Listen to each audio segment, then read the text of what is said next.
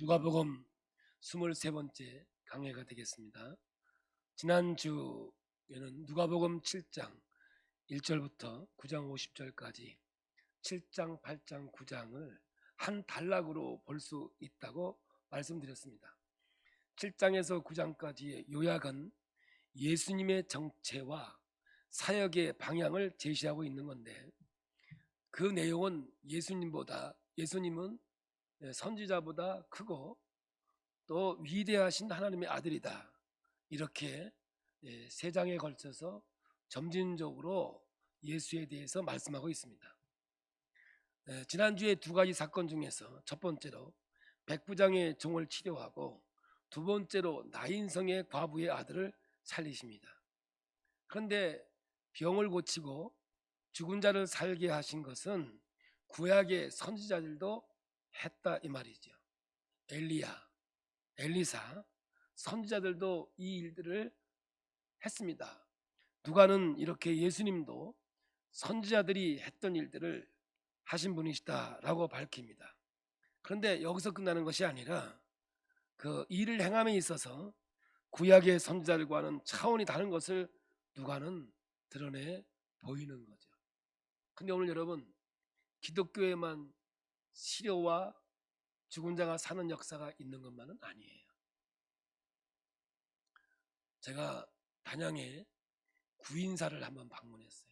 제가 신학대학 2학년 때 우리 40명의 우리 동료들이 단양에 갔는데, 아마 우리나라에서 제일 큰 절일 것 같아요. 정통적인 절도 거길 이단이라고 그러더라고요. 잘 모르겠습니다만 가니까 항아리만 7,000개요. 놀라지도 않네. 항아리가 7,000개인데 어마어마해요. 가보니까는요, 통성기도도 있고요, 금식기도도 있고, 하여간 우리가 하는 건 다 하더라고요. 그때에 부산, 마산, 전국 각지에서 큰 차가 매일 그 구인사를 갔다 오는 그러한 큰 절이에요. 그래서 단양에는 사실은 그 절 땅을 안 밟고는 살 수 없다고 할 정도로 그렇게 그 절이 크지요. 거기서도요, 병이 낫고요, 기적들이 일어나고 있다. 그것만이 아니에요. 우리나라에 있는 무당도요, 귀신 내어 쫓고요, 병든 자를 고치는, 제가 어렸을 때 그런 일들을 많이 봤거든요. 여기서 그치면 안 되는 거예요. 기독교는 뭔가 다르게, 뭔가를 역사하는 힘이 다른 것이죠. 그리고 이 사건 후에 반응을 보면 사람들이 예수님은 신성을 가진 분이라는 것을 눈치로 조금씩 알아채기 시작하죠. 이렇게 누가는 백부장과 나인성의 과부의 아들을 살리면서 예수님은 신성이 있음을 점진적으로 조금씩 밝혀주면서 아주 더 선명하게, 나중에는 만진바되고 본바되고 느낌바된 예수에 대해서 말씀하고 있는 것이죠. 이런 문맥적 흐름의 가운데 예수님은 누구신가의 질문에 누가는 오늘 본문도 이어서 등장하고 있는 같은 답을 오늘 본문에서 말씀하고 있는데, 오늘은 좀 더 선명하고 좀 더 확대되어져서 우리 예수님을 보여주고 있는 겁니다. 오늘 본문은 세 단락으로 이루어져 갑니다. 첫 번째는 18절부터 23절, 두 번째는 24절부터 28절, 29절부터 35절은 세 단락으로 나눠져 있는데, 이 말씀이 점진적으로 가고 있는 거죠. 첫 번째 단락입니다. 18절부터 23절까지인데요. 18절이 어떻게 시작이 되느냐면, 오늘 요한의 제자들이 이 모든 일을 그에게 알리니, 이 모든 일이 뭐겠어요? 지난주에 말씀드렸던 백부장의 종을 고치고 나인성의 과부의 아들을 살리는 일을 요한에게 알린 거예요. 이때 요한은 어디에 있었느냐면 감옥에 갇혀 있었습니다. 누가복음 3장 20절에 헤롯이 요한을 감옥에 가두지요. 여기서 요한이 제자들이 들려주는 이야기를 듣고 반응을 보이게 되죠. 소문을 들어보니까 구약에 예언된 일을 하시는 겁니다.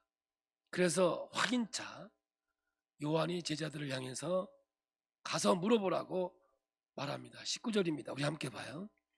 요한이 그 제자 중 둘을 불러 주께 보내 이르되 오실 그이가 당신이 오니까 우리가 다른 일을 기다리오리니까 하라 하며. 마태복음 3장에 보면 예수님이 세례 요한에게 세례를 받는 장면이 나옵니다. 요한은 예수님이 메시아임을 알고 있었어요. 나는 그의 신발 끈도 풀기도 감당하지 못하겠다. 그는 성령으로 세례를 베풀 뿐이라고 하면서 예수님에 대해서 신적인 요소를 말하고 있습니다. 그러나 이제 이 시간은 요한이 감옥에 갇혀서 얼마 안 있으면 죽을 목숨이기에 제자들에게 심부름을 보내면서 예수님을 확인하고 싶었던 모양입니다. 우리가 성경을 해석할 때 기본적으로 깔려 있는 것이 뭐냐면 누가복음은 누가복음으로 해석을 해야 한다는 거죠. 그렇지 않으면 각자 가지고 있는 성경이 독특한 것을 놓칠 수 있기 때문에 저는 오늘 누가복음으로만 여러분에게 말씀을 전하고 있는 겁니다. 이렇게 요한의 제자가 가서 여쭤볼 때 질병이 고침받고 악기 들린 자들이 많이 고쳐지는 맹인이 보게 되는 이런 역사가 일어나는 것을 요한의 제자들이 그것을 목격하게 되지요. 그렇게 질문했을 때 예수님께서 대답한 것이 뭐냐면 누가복음 7장 22절 말씀인데, 이 말씀은 예수님이 자의로 한 것이 아니라 이사야서 35장 5절에서 6절에 있는 말씀을 말하는 건데, 이건 뭐냐, 이미 이사야를 통해서 오실 메시아에 대해서 말씀하신 그 내용입니다. 우리 함께 봅니다. 이사야 35장 5절 6절입니다. 그때에 맹인의 눈이 밝을 것이며 못 듣는 사람의 귀가 열릴 것이며 그때에 저는 자는 사슴같이 뛸 것이며 말 못하는 자의 혀는 노래하리니 이는 광야에서 물이 솟겠고 사막에서 시내가 흐를 것입니다. 여기서 말하는 그때는 궁극적으로 언제를 말하는 거냐면 메시아가 왔을 때, 종말의 때, 마지막 때를 말하고 있는 거죠. 이사야서 29장 18절에서 19절에 보면 그날에 이렇게 나오거든요. 그때 그날. 그래서 복음서에서 예수님이 이 땅에 오실 때 때가 참했을 때, 때는 시간적인 개념인데 시간은 두 가지 개념이 있어요. 수평적인 개념이 있고 수직적인 개념이 있는데 수직적인 개념을 하나님의 시간대에 카이로스라고 그래요. 수평적인 개념은 인간의 개념이에요. 오늘이 있고 내일이 있고 1년이 있고 2년이 있지만 하나님은 천년이 하루 같고 하루가 천년 같은 거거든요. 근데 그 때가 차서 예수님이 이 땅에 왔다는 거죠. 여기 그날에는 똑같은 말이에요. 못 듣는 사람이 책의 말을 들을 것이며 어둡고 캄캄한 데에서 맹인의 눈이 볼 것이며 겸손한 자에게 여호와로 말미암아 기쁨이 더하겠고 사람 중 가난한 자가 이스라엘의 거룩하신 이로 말미암아 즐거워하리니. 여기서 그날도 같은 날로 말씀하고 있는 겁니다. 메시아 시대를 예언하고 있는 거죠. 이것을 들을 때 요한은 분명히 확인할 수 있었을 겁니다. 그러면서 이사야 26장 19절에 주의 죽은 자들은 살아나고 그들의 시체들은 일어나리라. 티끌에 누운 자들이 너희는 깨어 노래하라. 주의 이슬은 빛난 이슬이나에 땅이 죽은 자들을 내놓으리로다. 이 부활의 역사를 함께 구약에서 예언하고 있는 거죠. 이러한 모든 일들이 예수 그리스도를 통해서, 사역을 통해서 일어날 것이라고 예언되어진 말씀입니다. 그래서 요한의 질문은 오실 그이가 당신 오이니까 메시아입니까? 이렇게 묻는 거죠. 근데 예수님께서는 답을 그렇다 아니다로 대답하지 아니하고 이미 기록된 말씀을 통해서 말하고 있는 거예요. 이거보다 그리스도의 정체성을 밝혀주는 것은 따로 없습니다. 지금 예수님이 마지막 때 이루어져야 할 일들을 이루고 있다는 것을 말씀하고 있기 때문에 나다라고 말을 안 하지만 분명히 그분은 예수님이고 구원자고 메시아였다는 것이죠. 그런데 요한이 이것을 물어본 이유는 요한이 기대했던 메시아는 심판자 메시아였던 거죠. 누가복음 3장 16절에 17절을 다시 한번 돌아가 봅니다. 요한이 모든 사람에게 대답하여 이르되 나는 물론 너에게 세례를 베풀거니와 나보다 능력이 많은 신이가 오시나니 나는 그의 신발끈을 풀기로 감당하지 못하겠노라. 그는 성령과 불로 너에게 세례를 베푸실 것이요 손에 키를 들고 자기의 타작마당을 정하게 하사 알곡은 모아 곡간에 들이고 쭉정이는 꺼지지 않은 불에 태우시리라. 요한은 구약에 속한 자로서 초림 메시아와 재림 메시아를 구분하지를 못했습니다. 구약에서 예언된 이것이 섞여 있었거든요. 꼭 뭐와 같냐면 산을 보니까 큰 산이에요. 가까이 보니까 겹쳐져 있는 산이 보이는 것과 같이 이미 구약에 은혜의 하나님과 심판의 하나님을 예언하는데 그것을 나누질 못한 거죠. 다시 말하면 초림 예수는 은혜를 주시고 구원을 베푸시는 분이고 재림 예수는 심판하시는 분으로 겹쳐져서 분별하지 못했을 뿐이에요. 그러나 요한이 기다렸던 메시아는 심판의 재림의 예수를 기다렸던 것 같습니다. 그래서 예수님은 이것을 정확하게 확인시켜 주는 거예요. 내가 바로 그다. 내가 바로 메시아다. 이거죠. 그러면서 하시는 말이 나로 인하여 실족하지 않는 자가 복이 있다라고 하면서 이 단락을 마치는데 이 말씀을 오늘 마지막과 연결해서 이야기하려고 합니다. 첫 번째 이야기가 오실 그이가 당신입니까? 구약에서 예언된 말씀을 통해서 바로 내가 그 사람이다 라고 말하는 거예요. 그냥 말씀으로 확인시켜주고 있는 거죠. 두 번째 단락은 24절부터인데 이제 요한의 제자가 이제 돌아갑니다. 그러고 나서 요한에 대해서 말씀을 해주십니다. 지금 우리의 관심은 오직 하나입니다. 예수님은 누구이신가? 성경에 나오는 모세든 엘리야든 엘리사든 다 그림자일 뿐이에요. 오직 예수님만 구원자이시고 생명의 하나님이라는 사실을 성경에선 드러내고 있다는 사실을 아셔야 돼요. 오늘 이 땅에도 마찬가지. 그 어떤 사람도 주인공이 돼서는 안 돼요. 오직 예수를 드러내놓고 하나님을 나타내는 도구일 뿐이에요. 종일 뿐이에요. 사람은 존경받을 만한 하지 못해요. 오직 하나님만 영광 받으시는 줄로 믿습니다. 예수님은 요한이 누구냐를 이어가면서 자기의 정체성을 더 밝혀주기 시작하죠. 그래서 예수님이 이런 질문을 합니다. 그게 24절입니다. 요한이 보낸 자가 떠난 후에 예수께서 무리에게 요한에 대해서 말씀하시되 너희가 무엇을 보려고 광야에 나갔더냐? 바람에 흔들리는 갈대냐? 그러면 너희가 무엇을 보려고 나갔더냐? 부드러운 옷 입은 사람이나 보라 화려한 옷을 입고 사치하게 지내는 자는 왕궁에 있느니라. 지금 요한에 대해서 한 말씀 하시려고 무리들에게 질문하는 거죠. 너희들 광야에 왜 갔냐? 광야에서 외치는 소리가 누구냐면 요한의 소리거든요. 이 질문은 요한을 통해서 너희들이 무엇을 얻으려고 나갔느냐? 라는 질문이에요. 근데 여기에 뭐라 그래요? 바람에 흔들리는 갈대냐? 여러분 광야에 무슨 갈대가 어디 있어요? 광야에 갈대 없습니다. 이 이야기가 뭐냐면 당시 헤롯 안티바스가 화폐를 만들었는데 그 화폐가 이 동전으로 만들었는데 그 안에 그림이 뭐였냐면 갈대였던 거죠. 우리나라 돈도 50원짜리에 그 벼가 이렇게 맞나 모르겠는데 50원짜리 본 지가 아주 오래돼가지고 벼가 그려져 있지요. 딱 그 얘기예요. 그러니까는 너희들 광야에 요한을 찾아서 뭐 부를 얻으려고 찾아갔느냐 그 말이에요. 부드러운 옷을 입은 사람을 만나러 갔더냐? 답은 뭐냐? 왕궁에 있다는 거죠. 이 말은 너희들이 새로운 왕을 찾고 있느냐? 로마의 정치적 상황을 끝내고 싶냐? 그런 왕을 찾으려고 광야로 나갔느냐? 이런 질문을 하는 거예요. 세상에서 부와 새로운 정치 지도자를 찾기 위해서냐? 너희들 광야에 나간 것이 이것 때문에 나갔느냐? 답은 아니거든요. 26절에 나오죠. 그러면 너희가 무엇을 보러 나갔냐? 보세요. 그러면 너희가 무엇을 보러 나갔느냐? 선지자냐? 옳다. 내가 너희에게 이르노니 선지자보다도 훌륭한 자니라. 선지자를 왜 찾아갔습니까?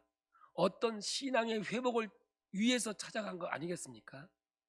지금 이렇게 어렵고 힘든 가운데 하나님의 뜻이 무엇인지 광야에서 외치는 자를 찾아서 하나님의 음성을 듣고 하나님의 뜻을 쫓아서 살아갈 것을 원해서 광야로 간 거 아니겠느냐? 예수님께서 지금 질문하고 반문하고 계시는 거예요. 그러면서 선지자보다도 훌륭한 자니라 요한을 이렇게 칭찬하고 약간 띄워주고 있는 거죠. 이제 메시아의 핵심으로 갑니다. 세상의 부와 정치적인 리더를 찾으러 광야를 간 것이 아니라 선지자를 보러 간 것 아니냐. 이들에게 있어서 경제적인 어려움과 정치적인 어려움이 있다고 하더라도 그보다도 더 근본적인 문제가 생겨 있음을 사람들은 알았던 거죠. 그래서 이들은 하나님의 뜻과 하나님의 음성을 들으려고 요한을 찾아간 거거든요. 하나님의 나라가 가까이 왔다고 하면서 회개를 외치는 그의 소리를 듣고 요한의 회개의 세례를 사람들은 받게 됩니다. 예수님은 이 요한을 선지자보다 훌륭하다, 여기서 훌륭하다는 말은 크다, 더 위다라고 하는 거예요. 순서로 따진다면. 그러니까 요한은 선지자보다 더 크고 훌륭한 사람이다 이런 거예요. 여기서 선지자가 누구예요? 엘리사와 엘리야거든요. 그러니까 세례 요한은 엘리사보다 엘리야보다 더 큰 선지자다 그러는 거예요. 요한이 그들보다 더 크다라고 주님이 말씀하시면서 이 요한은 이 땅에 왜 왔는 줄 아냐? 다시 한번 정리해 볼게요. 엘리야와 엘리사보다 더 큰 자가 세례 요한이다. 근데 세례 요한이 이 땅에 왜 왔냐? 기록된 바 이렇게 나가 27절입니다. 기록된 바 보라 내가 내 사자를 내 앞에 보내노니 그가 내 앞에서 내 길을 준비하라 한 것이 이 사람에 대한 말씀이라. 그러니까 세례 요한은 누구냐 하면 오실 그 일을 위해서 이 땅 위에 먼저 와서 예비하는 자라 이거예요. 이게 말라기 3장 1절 말씀이에요. 궁금할 것 같아서 한번 우리가 읽어보겠습니다. 만군의 여호와가 이르노라 보라 내가 내 사자를 보내느니 그가 내 앞에서 길을 준비할 것이요 또 너희가 구하는 바 주가 갑자기 그의 성전에 임하시리니 곧 너희가 사모하는 바 언약의 사자가 임하실 것이니라. 그러면 요한보다 더 큰 이가 있어야 되는 거 아니겠어요? 지금 요한은 더 큰 사람을 예비하기 위해서 이 땅에 왔다 그랬잖아요. 그냥 키워가는 거예요. 선지자보다 요한이 크다. 요한이 다시 올 자를 예비하러 왔는데 요한보다 큰이다. 그게 누구겠어요? 예수님이라고 하는 거예요. 그냥 자신의 정체성에 대해서 이 이야기를 하는 거죠. 그래서 9장까지가 선지자보다 더 크고 훌륭한 것으로 끝나는 것이 아니라 하나님의 아들 신성을 가진 메시아 그 요약이 이렇게 말씀으로 우리에게 주고 있는 거예요. 단순 선지자와 비교할 수 없는 불가능한 분이지요. 왜냐하면 이분은 하나님이기 때문에 그런 거예요. 이렇게 간접적으로 자기 정체성을 드러내고 있으면서 이제 이야기를 세 번째 이야기로 끌고 가는 거죠. 자 봐요. 세례 요한은 큰 자라는 거예요. 그런데 세례 요한은 선지자보다 더 큰 자라는 거죠. 그래서 이분은 더 큰 자를 예비하러 이 땅에 왔다. 그 더 큰 자가 누구예요? 예수 그리스도라는 거예요. 그러면서 이제 이 말씀을 적용을 오늘 세 번째 하고 있는 거예요. 모든 백성과 세리는 요한의 세례를 받아서 하나님 앞에 의롭다함을 받습니다. 그런데 그와 반대로 세례를 안 받는 사람들이 있어요. 두 부류가 이제 등장하는 거예요. 이분은 누구냐? 하나님과의 관계 없는 사람들이에요. 성경을 읽어보겠습니다. 29절은 세례받은 사람, 30절은 세례받지 않는 사람들이에요. 누군가 정확하게 한번 보세요. 모든 백성과 세리들은 이미 요한의 세례를 받은지라 이 말씀을 듣고 하나님을 의롭다 하되 바리새인과 율법 교사들은 그의 세례를 받지 아니하므로 그를 자신을 위한 하나님의 뜻을 저버리니라. 이렇게 하나의 비유를 듭니다. 그러면서 이 세대를 비유하면서 이들이 어떤 자들이냐 하면서 하나님과의 관계를 얘기해요. 31절 32절입니다.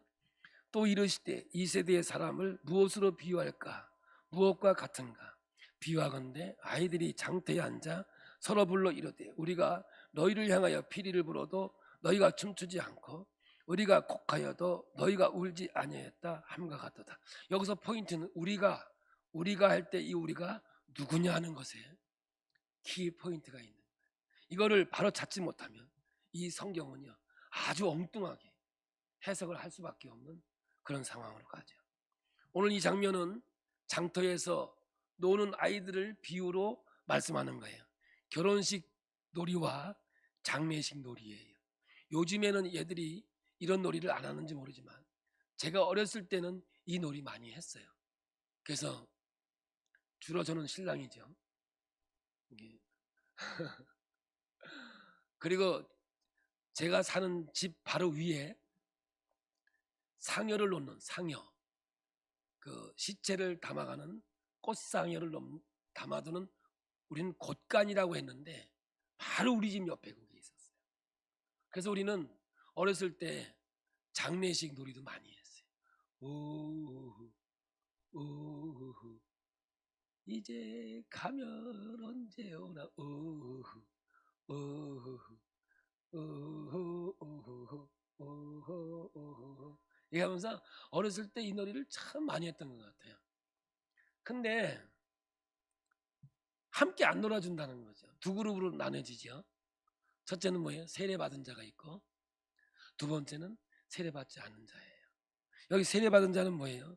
백성들과 세리들은 세례를 받았는데 바리새인과 율법 교사들은 세례를 받지 않습니다. 그러면서 이 비유로 그들을 이야기하고 있어요. 모든 백성들과 세리들은 세례를 받았고 바리새인과 율법 교사들은 세례를 받지 않았습니다. 여기서 바리새인과 율법 교사들은 이 시 세대의 사람입니다. 이 사람들은 어떻게 비유할까 해서 아이들의 장터에 앉아 서로 불러 이르되 이렇게 이야기를 시작을 합니다. 이 세대 사람이라고 불리우는 율법 교사와 바리새인과 또 다른 한편에는 크게 보자면 요한의 세례를 받은 사람들이고 아주 엑기스만 모은다면 예수님과 요한이라고 말할 수 있어요. 이 사람들이 지금 장터에서 놀이를 하는 것으로 나오는 겁니다. 그런데 이들이 같이 안 놀아요. 그런데 여러분 질문이 있어요. 뭐냐 하면 지금 피리를 부는 쪽은 누구이고 그것에 맞추어 춤을 추는 쪽은 누구이냐라는 거예요. 근데 이 문맥을 이렇게 읽어오지 않고 이것만 보면 우리가라는 말을 썼으니까 피를 부는 쪽이 예수님과 요한인 줄 알고 해석하는 사람들이 거의입니다. 근데 문맥을 이렇게 읽어와 보면 절대 아니에요. 피를 부는 쪽은 세례 안 받은 사람 쪽이고요. 함께 안 놀아주는 사람은 세례를 받은 사람을 지칭하고 있는 거예요. 문법상으로는 바리새인과 율법교사가 피를 부는데 요한과 예수님이 안 놀아주었다. 이게 맞아요. 그리고 바리새인과 율법교사들이 장례식 놀이를 하자고 하는데 그 놀이에 요한과 예수님이 따라주지 않은 것으로 해석이 됩니다. 32절부터 34절까지 봅니다. 여러분 이 말씀이 오늘 우리에게 너무나 중요한 말씀으로 주시고 있기 때문에 귀를 기울이시고 관심을 가지고 들으셔야 돼요. 보세요. 세례 요한이 와서 떡도 먹지 아니하며 포도주도 마시지 아니하며 너희 말이 귀신이 들렸다 하더니 인자는 와서 먹고 마시매 너희 말이 보라 먹기를 탐하고 포도주를 즐기는 사람이요 세리와 죄인의 친구로다 하니 이렇게 말하고 있거든요. 세례 요한은 안 먹는다고 뭐라라고 예수님은 너무 먹는다고 난리를 쳐요. 자기네들이 가지고 있는 기준이 있는데 그 기준에 맞춰서 따라주지 않고 하니까 세례 요한은 너무 안 먹는다 그러고 예수님은 너무 먹는다라는 거죠. 우리가 장단을 하는데 안 따라주고 우리가 우는데 안 따라주었다라는 겁니다. 이 비유의 핵심이에요. 이 이야기의 결론은 세례 요한과 예수님은 바리새인과 율법교사와는 같이 놀지 않았다, 함께하지 않았다라는 것으로 해석이 되어지는 거예요. 그들의 관습과 전통과 유대인의 율법주의와 같이 따라서 같이 행하지 않았다는 거죠. 그래서 따돌림을 당하게 되고 결국은 죽임을 당하게 돼요. 세례 요한도 목이 잘려져 죽거든요.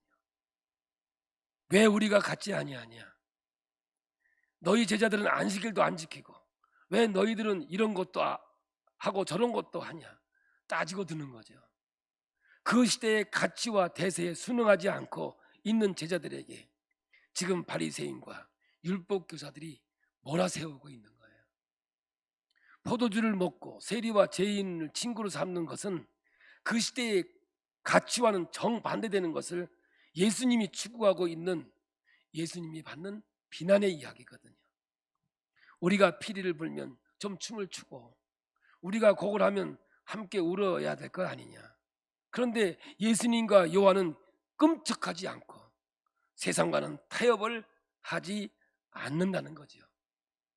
세상이 같이 놀자는 겁니다. 그런데 예수님과 요한은 이 세상에 속한 자가 아니라 하늘에 속한 자이기 때문에, 세례를 받고 하나님의 의로 여겨져 있는 자이기 때문에 함께 놀 수가 없는 거죠. 예수님이 말씀하시는 이 세대는 옛세대 사람들인 겁니다. 이제는 예수님으로 시작해서 새로운 시대가 열리기 시작을 했는데, 거기에 동참하지 못한 새로운 세대에 동참하기 위해서는 요한의 세례를 받았어야 되는데, 새로 거듭나는 역사가 있어야 되는데 그렇지 못한 거예요. 전에 것은 죽어버리고 새롭게 태어나는 과정이 있어야 하는데 그 세대를 받지 못하고 옛 세대에 속해 있는 거죠. 인간의 전통과 관습의 틀에 갇혀 사는 그 세대의 사람들, 예수님과 요한은 지금 천국이 가까이 왔다, 회개하라, 하나님 나라가 가까이 왔다, 새하늘과 새 땅을 그 세대로 끌고 오는 역할을 하고 있는 것 아닙니까? 많은 사람들과 세리들은 세례를 받음으로 옛 세대에서 새로운 세대, 하나님의 나라로 옮겨가고 있는데, 강박한 율법 교사와 바리새인들은 옛 세대의 가치와 습관과 관습대로 예수님과 요한이 움직여진다고, 같이 안 놀아준다고 비판하고 비난하고 있는 겁니다. 35절에는 마지막에 지혜는 하면서 지혜에 대해서 말씀하시는데, 여기서 지혜는 바로 그러한 시대의 가치관과 그 시대의 가치관을 과감하게 거절하고 돌아설 수 있는 용기, 이것을 지혜라고 말씀하고 있는 거예요. 이 용기가 있다면 우리도 옳다함을 얻을 것이죠. 세상의 기준과는 거꾸로 다른 기준을 가지고 사는 사람들, 그런 사람들이 되기를 예수님은 이 백성들에게 기대하면서 말씀하고 있는 거예요. 세례 요한의 정체가 어떠하다 밝히시면서, 나는 누구다라고 밝히신 예수님께서 내가 이런 존재이기 때문에 앞으로 너희들은 어떻게 해야 한다, 여기까지 이 본문에서 연결해서 쭉 이야기를 하고 있는 거예요. 그게 뭐예요? 세례 요한과 예수님께서는 새 나라에 속한, 하늘나라에 속한, 새 시대에 속한 하나님의 백성이기 때문에, 언제나 하나님 나라와 연합해진 하나가 된 사람이기 때문에 이제 옛 세대를 과감하게 벗어버리고 새 세대에 속해서 예수님의 제자로 하나님의 나라의 백성으로 살아가야 한다라는 사실을 지금 밝히 말씀하고 있는 것이죠. 세상 사람들은 다 오른쪽으로 갈 때 그리스도인들은 우리는 오른쪽으로 못 가, 우리는 왼쪽으로 갈 거야 하는 이 용기가 오늘 이 성경에서 말씀하고 있는 믿음의 역사인 거죠. 세상 사람들이 다 흥청망청 살 때 거스를 수 있는 삶을 살아갈 수 있는 사람이 있어야 된다는 거죠.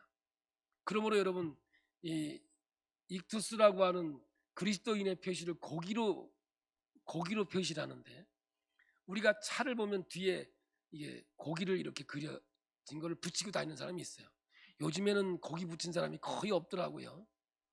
왜 그러나 그랬더니 고기 붙이면 이제 예수 믿는 사람이 다 아는 거라. 그러니 어디가 싸울리니 뭐 그거 붙여놓고 싸울 수가 있어야지. 그래서 띄워놓은 거 아닌가 이런 생각이 드는데, 그런데 여러분, 그거를 붙일 때요 어떻게 붙이느냐, 그 입이 오른쪽으로 가도록 붙여놓으면 안 되는 거예요. 세상 사람 다 오른쪽으로 간다 하더라도, 넓은 길을 간다 할지라도 우리는 좁은 길로 선택해서 왼쪽으로 가겠다 해서 입이 왼쪽으로 와야 그 의미를 알고 붙이는 사람들이에요. 우리는 이 세대를 본받는 게 아니에요. 하나님 나라를 본받고 주의 길을 걸어가는 하나님의 백성이라고 하는 거예요. 어떤 분이 저한테 물어봐요. 목사님은 비대면 시대에 대면 예배 드립니까? 비대면 예배 드립니까? 그래요. 저는 대면 예배를 우선으로 합니다. 그랬더니 용기가 대단하시네요. 저한테 그래요. 그러면 비대면 안 하니? 비대면도 하긴 한다. 뭐 직장 관계 때문에, 상황 때문에 못 오시는 분들은 비대면 예배를 드린다. 그러나 나는 솔직히 얘기해서 그걸 예배라고 하지는 않는다. 그러나 할 수 없어서, 어쩔 수 없어서 나는 한다. 그러나 나는 대면 예배가 내 목회에는 우선이다. 그러니까 한마디 더 하더라고요. 그럼 목사님은 나라에서 원하는 거를 그렇게 안 따라주면 어떻게 하냐고, 예수 믿는 사람이. 그 말이 좀 이상하더라고. 예수 믿는 사람이 세상에서 하는 대로 따라서 해줘야지 어떻게 안 따르냐고. 나는 세상에서 하는 대로 따른 사람이 아니라 하나님 말씀이 나의 생명이 되어서 말씀을 따라가는 자가 내 삶이라고.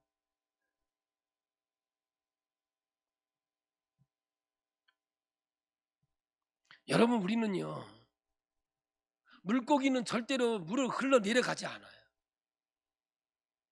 물고기는 그 샘물을 향해서 위로 올라가고 쳐 올라가요. 여러분, 이 땅 위에서 자기 태어난 곳으로 돌아오는 게 연어라고 해요. 제가 EBS에서 하는 다큐멘터리를 한번 봤어요. 알을 낳고 치어가 돼서 방류하니까 그게 바다로 나가서 태평양까지 가더라고요. 거기서 먹고 커서 이제 산란할 때가 되니까 다시 자기가 태어난 쪽으로 돌아오는데요, 그 장정이 어마어마한 장정을 오는 거예요. 그 물살이 센 곳을 거슬러 올라가고 또 막아놓은 데는 튀어서 올라가고 자기가 태어난 곳에 가서 알을 낳기 위해서 몸으로 그 돌을 파헤치고 막 자갈을 몸으로 흔드는데 온몸이 다 찢어지고 온몸이 다 상처가 나도 죽음을 불사하면서 알을 낳고 순 놈은 수정을 시켜서 사명을 다하니까 죽어서 그 물에 떠내려가는 걸 보면서, 이야, 예수 믿는 사람이 바로 저거다. 세상에 동화돼서 세상이 영원히 살 것처럼 살아가는 존재가 아니라 우리는 하나님이 나의 고향으로 내가 영원히 살 것으로 하나님께서 우리에게 주었기에 우리는 그 나라를 향해 오늘도 가는 하나의 존재가 되어야 되는구나. 여러분, 천국 백성은 지금 이 세상의 공중 권세 잡은 자, 사탄이 통치하는 이 시대의 나라에서 살려면 부딪히는 것밖에 없어요. 늘 갈등이 있게 되어 있는 거죠. 그걸 성경에서는 환난이라고 부릅니다. 그러나 그 부딪힘과 환난에서 나는 그 갈등이 있음에도 나는 하나님의 나라의 백성이 되었다는 정체성을 확인하는 순간이라는 사실을 잊지 마십시오. 저와 오늘 여러분이 예수 믿고 주의 길 걸어가는데 이 땅에 살면서 갈등이 없고 이 땅에 살면서 환난이 없다면 그건 진짜가 아니라 가짜입니다. 우리는 필연적으로 하늘나라에 속한 백성이기 때문에 이 세상에서 살아야 하는 순간 산 날만큼 고생일 수도 있고 때로는 환난과 어려움일 수 있는 것이에요. 그게 뭔지 아세요? 우리가 그리스도인이라고 하는 정체성을 가지고 있다는 거예요. 그래서 예수님께서 나로 인하여 실족하여 넘어지지 않는 자는 복이 있도다, 이 말씀을 하고 있는 거예요. 저는 오늘 여러분이 예수 믿는 것 때문에 세상 속에서 넘어지는 자가 되지 않기를 축복합니다. 여러분, 세례받은 자는 하늘나라에 속한 백성이기 때문에 세상에서 고난을 받게 되어 있는 거예요. 그러나 여러분, 세례받지 않고 세상에 순응하는 사람들은 세상 속에서 살아가니까 자기 유익을 위해서, 자기 자신만을 위해서 살아가는 모습 아니겠습니까? 지금 예수님은 나는 하나님이다 라고 하면서 이 두 부류를 비교하면서 우리는 하늘나라에 속한 거듭난 백성이기 때문에 이 땅에서 환난과 어려움이 있으니 나로 인하여 실족하여 넘어지지 말아라, 그런 복이 있다, 이 말씀을 주는 거예요. 저는 예배가 생명으로 보는 사람이에요. 제가 이 땅에 살아가는 날 동안 주님이 언젠가 나를 부르겠지만 그때까지 제가 이 땅에서 할 수 있는 것은 예배밖에 없어요. 여러분은 일주일에 한 번 이 시간 오지만 저는 이 날을 위해서 일주일을 여러분 기도하면서 이 말씀을 준비하고 기대를 가지고 있는 거예요. 우리 주님은요, 아니 제가 한 주일을 기다리면서 여러분에게 이 말씀을 증거하기 위해서 기대하고 있는데 우리 주님은요, 이 예배를 드리기 위해서 십자가에 죽으시고 예배를 통해서 너희가 내 하나님의 자녀임을 증거하고 있음을 우리에게 요구하고 있는 거 아니겠어요? 참 저한테 어떻게 목사님이 돼서 나라에서 요구하는데 그걸 안 따라 주십니까? 내 그때 이걸 나갈 뻔했는데 간신히 참았어요. 아마 옛날 같으면 나갔을 것 같은데 내가 조금 성숙해서 참았어요. 저는요 못해요. 저는 하나님을 만난 사람이에요. 그리고 여기까지 오면서 하나님이 저를 사랑해 주셨고 정말 인도해 주셨어요. 폴리캅이 뭐라 했는 줄 아세요? 한 번만 예수 안 믿는다고 그러면 살려주겠다 하니까 내가 92년 동안 살면서 하나님이 한 번도 나를 버리지 않았는데 내가 어떻게 하나님을 모른다고 할 수 있겠습니까? 자기 스스로 불구덩이 들어가서 몸을 태워서 순교를 합니다. 그런 믿음은 우리가 없다고 할지라도